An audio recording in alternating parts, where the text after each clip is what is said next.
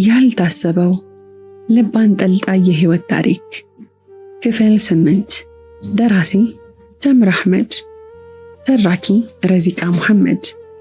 ለቻናላችን አዲስ ከሆናችሁ ላይክ፣ ሼር፣ ሰብስክራይብ በማድረግ ቤተሰቦቻችን እንድትሆኑ በአክብሮት እንጋብዛችኋለን።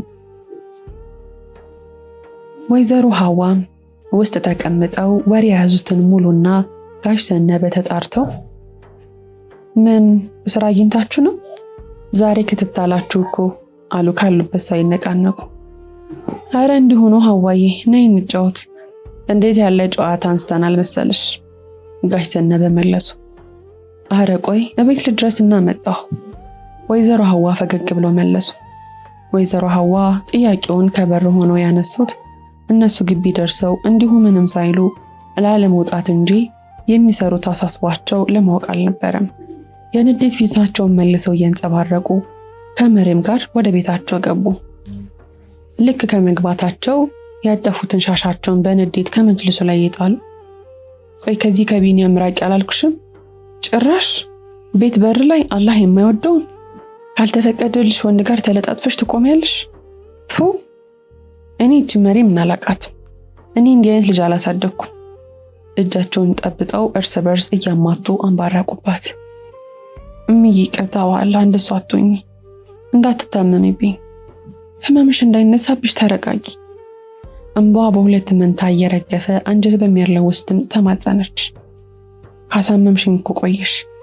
መጀመሪያ ለማይሆን ካፊር እንዴት ለዛ ሰው ልብሽን ትከፍቻለሽ? የዛኔ ነው እኔን የገደልሽ። ልጅ ነሽ መረዳት አለብኝ ብዬ ሰራሽውን ስተት ባሽሞንሙንልሽ ጭራሽ አይኔ ላይ ትዳሪያለሽ። አቤት አሊ ያላየው ጉድ! ምን አለ እኔንም ይህንን ጉድ ከሚያሳየኝ ወስዶኝ በነበር። መሪም የዚህን ጊዜ ቀልቧ ላይጠገን ደቀቅ ብሎ ተሰበረ። እዚህ እስከምትደርስ ድረስ አንድም ቀን እናቷ እንዲያዝኑና ተቆጥተው የተናገሩባት ቀን አያስታውሱም። የማትረባ ባለጌና ርካሽ የሆነች እስኪመስላት ድረስ ራሷን ጠላች። ቃል ሳታወጣ ወደ መኝታ ቤት እግሯን እየጎተተች ገብታ ግድግዳውን በመታከክ ዘፍ ብላ ተቀመጠች። ወይዘሮ ሐዋ ከሳሎን ሆኖ ድምጻቸውን ከፍ አድርገው ቀጠሉ። ትሰሚኛለሽ? ከዚህ በኋላ የሐምዛ ሚስት ነሽ። ጊዜ ስጠኝ ምናምን ማለቱን አቆመሽ ሰርጉ በቶሎ እንዲፈጥን ታደርጊያለሽ። ጊዜ ምን ይሰራልሻል? ለዚህ ነው ጊዜ ያስፈለገሽ? ከወር ባነሰ ጊዜ ውስጥ ትሞሸሪያለሽ። በቃ ትክክለኛው መፍትሄ እሱ ነው። ጨርሻለሁ ብለው ጥለውት የነበረውን ሻሽ ከመጅልሱ ላይ አፈፍ አድርገው ካጠፉት በኋላ ግቢውን ለቀው ወጡ። መሪም በተቀመጠችበት ድንጋይ ሆናለች። እንባዋ መፍሰስ አቁሟል። የማታውቀው ሰመመን ውስጥ ገብታለች። ግን በዛ ሰመመን ውስጥ የልቡ ኃይለኛ የማያቋርጥ ህመም ይሰማታል። እንዴት በደን ሰው ህመም ሊሰማው ይችላል? እንዴት ሙሉ አካል ደንዝዞ የልብና ጭንቅላት ቁስለት አላስቀመጥ ይላል? ትንግርት ይመስላል አይደል? መሪም ጋር የሆነው ይህ ነው። ደንዝዛለች፣ ደርቃለች፣ ግን ልቧ ታፍኗል። ህመሙም ይጠዘጥዛታል። አእምሯ ያለችበትን እስክትረሳ ድረስ ሲዘባርቅና ሲዋለል ይታወቃታል። በእያንዳንዱ የደም ዝውውሯ ውስጥ ክፉኛ የሚጠዘጥዝ ህመም ይሰማታል። መሪም ነይ እንውጣ፣ ሰዓቱ እኮ ሄደ። በቱታና ሲሪፐር ቀለል ብላ የመጣችው ኤልሲ በር ላይ ቆማ ተጣራች። መልስ ላላገኘች ወደ ውስጥ እየገባች በድጋሚ በመነጫነጭ አንቺ ኮተታም፣ አንቺን እኮ ነው፣ ነይ ውጪ። ሳሎን ውስጥ የለችም። በዚህ ጊዜ ድምጿን ከፍ አድርጋ ባለችበት ማሯ እስካሁንም ከሻወር አልወጣሽም ነው? እውነት አትጨማለቂ ብላ መጅልሱ ላይ ለመቀመጥ ስትሰናዳ ከመኝታ ቤት መጋረጃውን ገልጦ ብቅ ያለ እጅ ተመለከተችና በድንጋጤ ተንደርድራ መጋረጃውን ገለጠችው። ማሯ ቤቱን በጩኸት አደባለቀችው። ኤልሲ በድንጋጤ የምታደርገው ጠፍቷት እግሯ ስር የተዘረረችውን መሪም ዝቅ ብላ እየጎነተለች ነው። ማሯ ነቂ፣ እየቀለድኩ ነው በይኝ። ሐዋ በጩኸት አቀለጠችው። ሰሚ ስታጣ እንባዋን እንደ ዶፍ እያረገፈች በድንጋጤ እያለከለከች እንደምንም ተነስታ በጓሮ በኩል በመዞር ቢኒ አባዬ ስትል አንባረቀች። ሁሉም ከያሉበት ተደናግጠው ወጥተው ድምጹን ለማጣራት ሲሞክሩ ኤልሲ ካለችበት ሳትንቀሳቀስ መሪም ባዶ ቤት ብቻዋን ወድቃለች። እማዬ ባካችሁ ነው የሆነ ነገር አድርጉ እያለቀሰች ተናግራ ከጨረሰች በኋላ መልሳቸውን ሳትጠብቅ እየሮጠች ወደ መሪም ጋር ገሰገሰች። ቢኒያም ሻወር ገብቶ ከታች ብቻ በቁምጣ እየወጣ ነበርና ኤልሲ ያለችውን ሲሰማ የያዘውን ሳሙና አሽቀንጥሮ በጓሮ በር ከነፈ። ማሯ ነቂ ባክሽ። ሁሉም ተጨንቀዋል። ቢኒያም እንደደረሰ ዘፍ ብሎ ኤልሲን ወደ ጎን ካደረጋት በኋላ በእቅፍ ውስጥ አድርጎ በረንዳው ላይ አስወጣት። እግሩን ትራስ አድርጎ ካስተኛት በኋላ ኤልሲን ውሃ እንድታመጣ አዘዛት። ወይ በሞትኩት መሪምዬ ምን ሆንሽብኝ? ወይዘሮ ሙሉ ደረታቸውን እየደቁ ቢኒያም እግር ላይ ጭንቅላቷን አስደግፎ አይኖቿን በመጨፈን ዘርግታ ያሸለበችውን መሪም ተመልክተው ተንሰፈሰፉ። ሐዋይስ ቆየት ሄዳ ነው? ጋሽ ዘነበ ጮሁ። ኤልሲ በድንጋጤ እየተንቀጠቀጠች ለቢኒያም ውሃውን ካቀበለችው በኋላ አላውቅም፣ ስመጣም የለችም ነበር፣ ብቻዋን ያገኘዋት። ቆይ እስኪ ውሃውን ስጠኝ። ወይዘሮ ሙሉ ከቢኒያም እጅ ቀምተው በእጃቸው የቆነጠሩትን ውሃ ግንባሯ ላይ ቸብ ካደረጉ በኋላ ደረቷም ዝቅ ብለው በተመሳሳይ መልኩ አደረጉ። ወዲያው ቀና ብለው አይተው አይኗን እንደጨፈነች ሲያዩ የኔ እናት የኔ ውሃ ምን አገኘሽ? አንቺ ከንቱ ምድር። ውሃውን ከእጃቸው እየጣሉ አንጀት በሚያላውስ ድምፅ ስቅስቅ ብለው አለቀሱ። ምን መሆናችሁ ነው? ምንድነው የምታማርቱት? አንተ ቢኒያም ለዛ ባለባጃጅ ጓደኛህ ደውለትና ወደ ሆስፒታል እንውሰዳት። ቶሎ ና በለው። አቶ ዘነበ በቁጣ ተናገሩ። እሺ አባዬ። ኤልሲ ስልኪን ከቤት አምጪልኝ ቶሎ በይ። በዚህ ጊዜ ማንንም እንዲያየው እየጣረ አቀርቅሮ ሲያለቅስ የነበረው ቢኒያም ለቅሶን መደበቅ አልቻለም። ለኤልሲ ትዕዛዙን ሲያስተላልፍ ድምፁ በሲቃ ተሞልቶ ማልቀሱ ያሳብቅ ነበር። ይህንን ያስተዋሉት አቶ ዘነበ የበለጠ ተናደው ኤዲያ ሴት አንጀት ምን አለ አንተ እንኳን ብጠነከር እንዲህ ቆይ ሰው አይታመምም ነው የምትሉት? ደግሞ ወንድ ወለድኩኝ ይላሉ ልፍስፍስ ካሉት በኋላ ተነስ ሂድ ልብስህን ልበስ አምጣ። የማሯን ጭንቅላት ከቢኒያም እግር ወደ እሳቸው አሻግረው እንዲሄድ ጮሁበት። መሪም በአንዱ አልጋ ክፍል ግሉኮስ ተሰክቶላት ተኝታለች። በር ላይ ካለው አግዳሚ ወንበር ጋሽ ዘነበና ወይዘሮ ሙሉ ዳርና ዳር በትካዜ ኩርምት ብለው ተቀምጠዋል። ኤልሲ ካጠገባቸው ወለሉ ላይ አንገቷን በእጆቿ መሃል ቀብራ ቆጢጥ ብላለች። ቢኒያም ፊቱን አዙሮ ጭንቅላቱን ግድግዳው ላይ አስደግፎ በአንድ እጁ ግድግዳውን በቡጥ እየነረተ ቆሟል። ሆስፒታል ከገቡ ከግማሽ ሰዓት በኋላ ወይዘሮ ሐዋ አንድ ልጅ መስኪኗ ልጄ አክባሪ ልጄ አጣጥፎት የነበረው ሻሽ ወገባቸው ላይ አስረው ከርቀት እየጮሁ ገሰገሱ። ይህንን ሲሰሙ አቶ ዘነበ ባሉበት ተነስተው ሲቆሙ ወይዘሮ ሙሉ የተጣደፉ ወደ ሐዋ እየሄዱ ሙሉዬ አንድ ልጄን ብርቅዬ ልጄን መጽናኛዬን ልጄ በገዛ እጄ ጉድ አደረኳት። እጃቸውን እያውለበለቡ ጮሁ። ኧረ አምላክን ፍሬ ሐዋዬ ተይ እንደሱ መሆን አይበጅም፣ ደህና ናት እኮ። ተጠግተው እየደገፋችሁ እኔን ልጄን አውቃታለሁ፣ ባይጸናባት እንዳትሆኑ፣ እሷ እኮ ሁሉን ቻይ ናት፣ መች እንዲዋዛ ነበረች፣ እጄን በእጄን ለመያዝ ያስቸገሩ ተወራጩ። በዚህ ጊዜ አቶ ዘነበ ኧረ እንደው በፈጠራችሁ እንዲህ ልጅቷን ምኑኝን የምትሏት? እዚህ ታማሚ ባትረብሹ ምን አለ? ዶክተሩ ደህና ናት አቅም አንሷት ነው ብሎ ተናግሮ የለም እንዴ? ቆይ በዚህ ልክስ ለፈጣሪ አለመመቸት ደግ ነው እንዴ? ብስጭት ብለው ከተናገሩ በኋላ ወደ ውጭ ሄዱ። ቢኒያም አንዴ ቀና ብሎ አይቷቸው ወደ ነበረበት ተመለሰ። እሰይ ድካም ብቻ ነው አለ። ሙሉዬ ዘነበ እውነቱን ነው? እውነት ድካም ብቻ ነው? አዎ ተረጋጊ፣ ግሉኮስ ተደርጎላታል። ምርመራውን ይጨርሱና ውጤቱ ሲደርስ ይጠሩናል። ደህና እኮ ነች። ለማጽናናት እንጂ ወይዘሮ ሙሉ መሪም በድካም ብቻ እንደዚህ እንደማትወልባቸው ነግሯቸዋል። አቤት አቤት እጄን በእጄ አንድ ነገር ሆናብኝስ ቢሆን ኖሮስ ሙሉዬ እዝናለች። እሷ ደህና ነች። ይልቅ አንቺ በሽታሽ እንዳትቀሰቅሽ ተረጋጊ። አረጋግተው ወንበሩ ላይ ያስቀመጧት። ኤልሲ ከተቀመጠችበት ተነስታ ቢኒያምን ጎንተል አድርጋ ካዞረችው በኋላ በአይኑ ወደ ውጭ እንዲወጣ ጠቁማ ወጣች። እሱም እግሩን እየጎተተ ተከተላት። ሲያለቅስበት የነበረውን አይኑን ለመደበቅ የለበሰውን ሹራብ ኮፍያ እያጠለቀ ኤልሲ አጠገብ ሄዶ ቆመ። ቢኒ ደህና ነህ? አይደለም ኤልሲ። ልሁን ብልስ እንዴት ብዬ ሆናለሁ? ከአፉ የእልህ እንፋሎት አብሮት ይወጣል። ተረጋጋውን እኮ ደህና ነች። ደግሞ ለሁሉም አምላክ ያውቃል። እሺ ማሯ ምን ያህል ጠንካራ እንደሆነች እናውቃለን። በቀላሉ እጅ አትሰጥም። አዎ ጠንካራ ናት፣ ሁሉንም ታልፈዋለች። ወዲያው ፈገግታውን ቅጭም አድርጎ ተመልከች፣ እኔ ግን ምን እያደረግኳት እንደሆነ፣ ምን ያህል እያሰቃየዋት፣ ልቧን እያቆሰልኩት እንዳለው በንዴት መሬቱን በእግሩ እየጫረ አንተም እኮ ተጎጂ ነህ ቢኑ። ይህ ፈልጋችሁትና ፈቅዳችሁት ያደረጋችሁት ነገር አይደለም። ማንም ጎጂ ማንም ተጎጂ አይደለም። ቢሆንም ለእሷ አይገባትም። እሷ ይስቃይ አይገባትም። በቃ እኔ እንደፈለገኝ ልሆን፣ ግን እሷ ደስተኛና ጤነኛ ትሁን።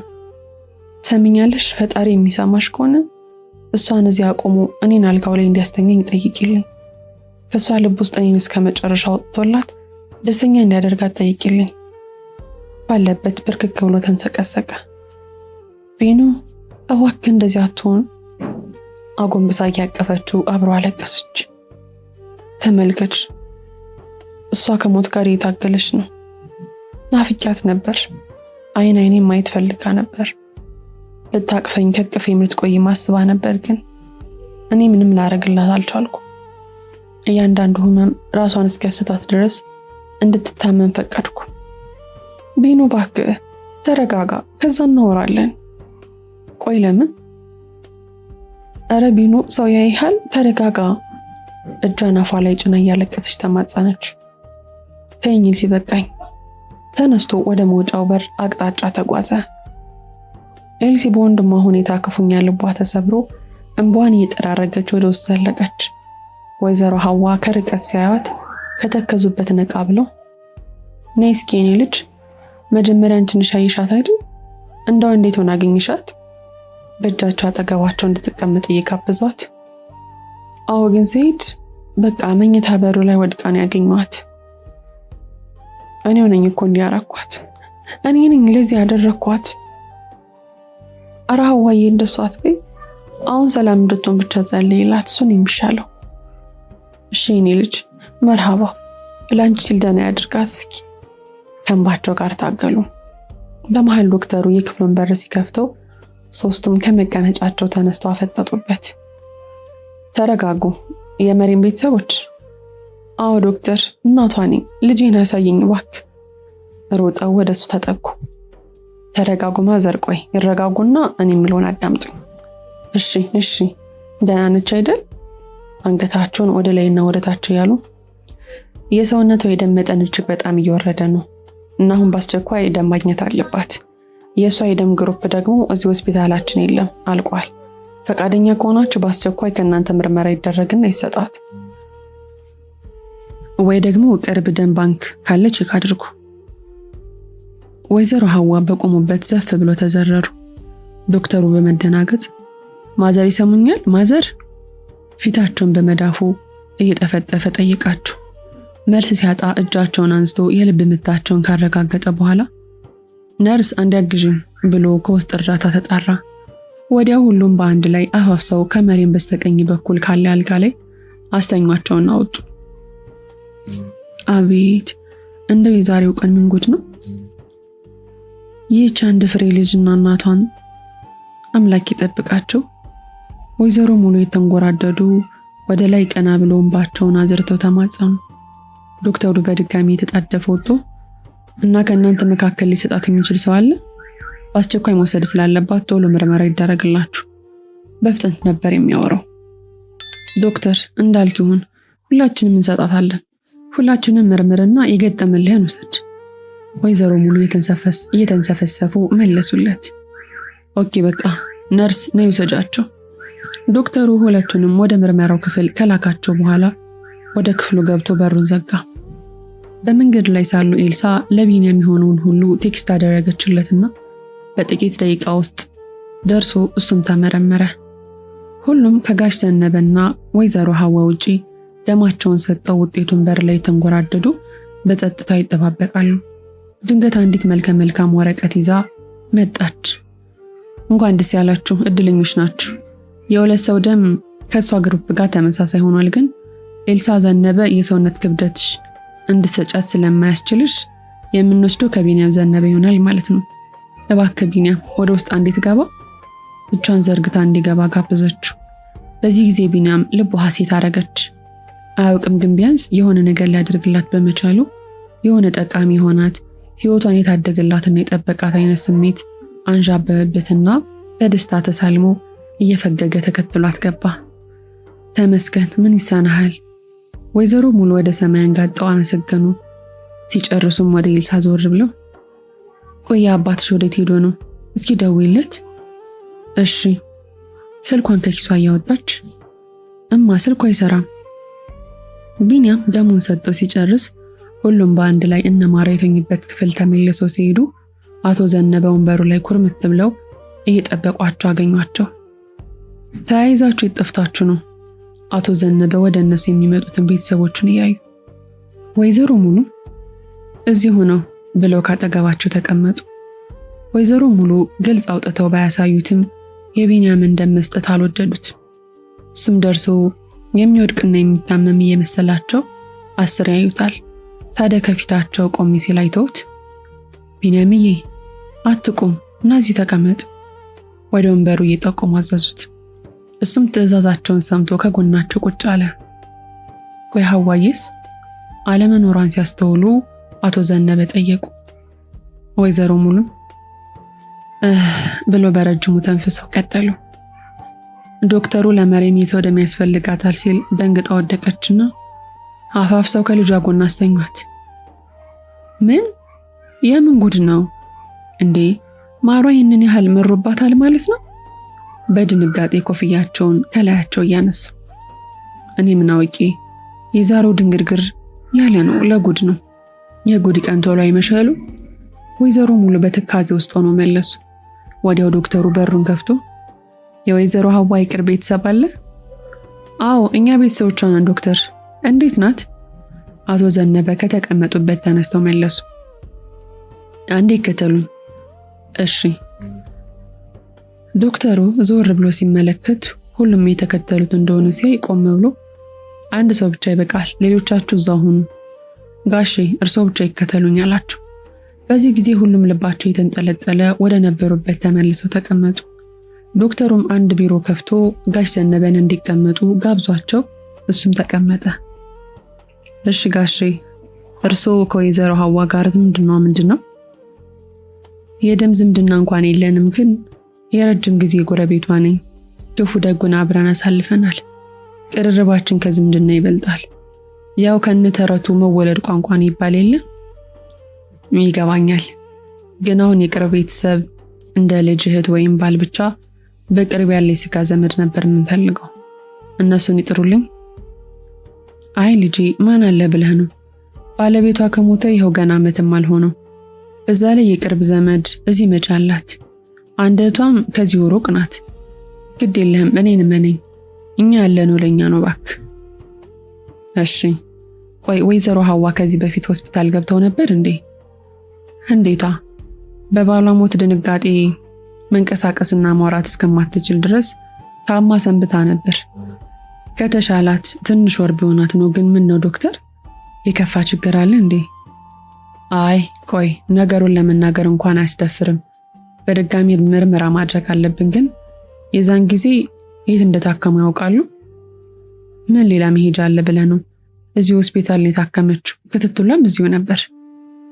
ኦኬ እንደዛ ከሆነ ጥሩ፣ በቃ ውጤቱ ሲደርስ ድጋሚ እናወራለን። ለጊዜው ጨርሰናል፣ አመሰግናለሁ። እየተጣደፈ ወጣ። ዶክተር የከፋ ችግር አለ እንዴ? ከመቀመጫቸው ተነስተው ሲጠይቁ በቆሙበት ትቷቸው ሄደ። አቶ ዘነበ እግራቸውን እየጎተቱ ወደ ቀድሞ ክፍል ተጓዙ። ልክ እንደደረሱ ወንበሩ ላይ ከመቀመጣቸው ምን አለ? ወይዘሮ ሙሉ መላ አካላቸው ለወሬ አሰፍስፎ ጠየቁ። አይ ዶክተሩ የፈራው አንዳች ነገር ሳይኖር አይቀርም፣ ግን ውጤቱን ሲያይ መናገር አልፈለገም። ተስፋ በቆረጠ ድምጽ ማለት አባዬ የማሯ ሁኔታ በጣም አሳሳቢ ነው ማለት ነው? ቢንያም ጭንቀቱ ገፍቶ ስለወጣበት ሳያስበው በመሃል ገብቶ ጠየቀና ወዲያው በድርጊቱ ተደናግጦ ኩምሽሽ አለ። አይ ስለ ማሯ እንኳን አይደለም፣ ስለሷ ምንም አላለም። የሐዋዬ ጉዳይን ያስጨነቀው። እና ለዛች ለእህቷም ደውሉና ተናገሩ። በቅርቡ ሆኖ የሚሆነውን ትመልከት። አይ ሐዋዬ እንደው ምን አገኘሽ? እንደው አምላክ ያጨከንብን። ሁኔታቸው ልብ ይነካ ስለነበረ ኤልሲም አብራቸው አለቀሰች። ጋሽ ዘነበ ባሁኑ ለምን አለቀሳችሁ? ዝም በሉ ብለው አልተቆጡም። ይልቁንም እርሳቸውም ማንም እንዳያውቅባቸው በእጃቸው ተከልለው እንባቸውን አፈሰሱ። ኤልሲም በአንድ ጠራርጋ እንደምንም ለመረጋጋት እየሞከረች ለማሩ አክስት ደወለች። ክፍል 9 ይቀጥላል። ታሪኩን ከወደዳችሁት ላይክ፣ ሼር፣ ሰብስክራይብ ማድረጋችሁን እንዳትረሱ።